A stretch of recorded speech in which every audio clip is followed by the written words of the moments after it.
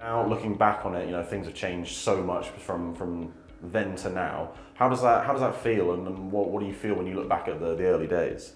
Yeah, when I started the business up, 11 years ago now, we didn't set out with any great mission, a great aim, like, oh, we're going to be big, or we're going to do this or that. It was all about we'll just make good bread and people will like it and they'll come back and tell their friends. By sort of 2020, we were sort of at 20 people with about 4 different vans going out, which was a nice feeling, but what really boosted it was COVID, of course, when people were locked at home and the aftermath of COVID, when people were more concerned, I think, about how it was made, where it was coming from, because we've always made real bread without any artificial additives in it.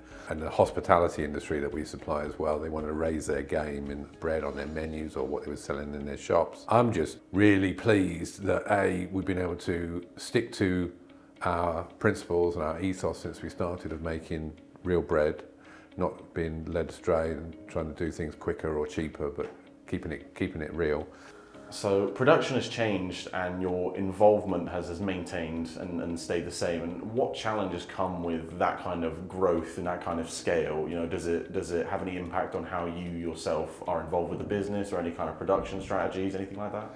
I've stepped back from being involved day to day with bread production, and they had to kind of tear me away from the oven to begin with. I spend about one shift, probably 1 day a week, on the bread team, and I spend the rest of the time more managing the business. When you've got more than sort of 10 people in your workforce, suddenly it's not just about making good bread, you've got to manage those people as well and manage the systems in the bakery that everybody uses to make it efficient, to make sure you're not losing money. Your customer type and your demographic have expanded over the years, and how does that feel, working with, how does that feel?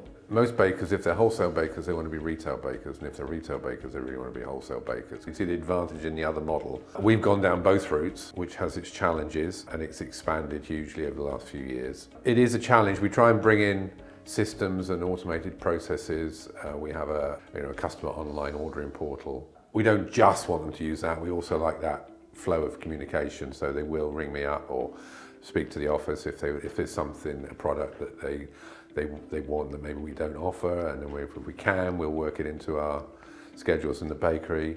And sometimes there's a good reason why you can't, and you have to try and explain it. In terms of the retail, I think it's great that we've got a full-time 7-day-a-week shop in Worcester. We've got the part-time shop here in the bakery, which is open 4 days a week, and as somebody described it, as a tap room for a bakery, so people can come and see the bakery in operation, stand out on the balcony, watch it all through the window. Everything we offer is for sale in that shop. So that's a really great way of getting that instant feedback. We've always done farmers markets and food festivals. Sourdough has always been at the heart of things for Peter Cook's Bread. Do you see that changing in the future at all, or are you going to kind of anchor down and always stay with the sourdough? I've been making sourdough now for more than 20 years. I think it's the best kind of bread that fully goes along with our ethos of added ingredients, real bread, slow fermentation.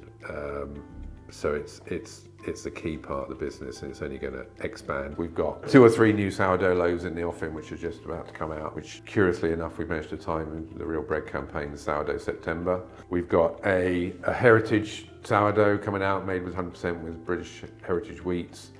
We're probably going to do a wholemeal sourdough and take off our yeasted sourdough, a yeasted wholemeal to be a sourdough.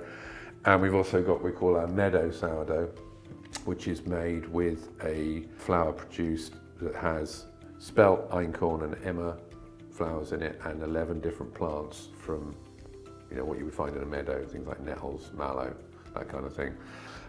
So yeah, the sourdough is just on the up. It's going to get better, bigger, more of it.